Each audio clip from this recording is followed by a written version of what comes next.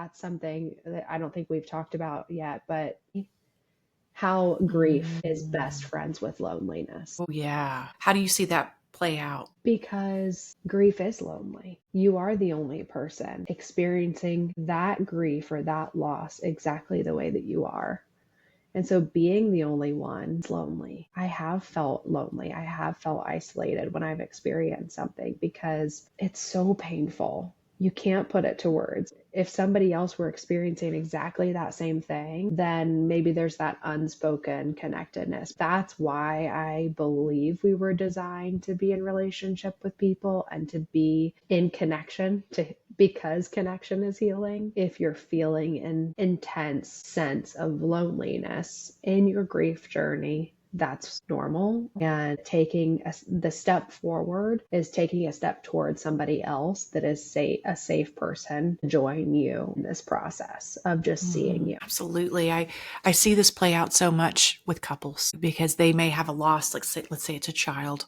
They both very much dearly loved that child, of course, but their own grief journeys are going to be very different. And that can be very lonely and isolating when there's that we should be together in this, but there is a lot of loneliness in what you're experiencing through your lens of grief. And I see a lot of this breaking relationships because we have the wrong expectation and we can get mad at each other for not grieving the right way or getting stuck in a place that I'm not stuck in anymore, expecting the other to be on the same page as you through that loss. Back to acceptance, accepting I'm going to be in a different place than you potentially all the time. And that neither one of us can really be strong for the other right now because we're both down. I know you've worked with so many couples. I've read that more than likely it's not the actual loss that causes a divorce or leads to a separation, but it is the expectation of how the other person should handle the loss in accordance with how you handle it.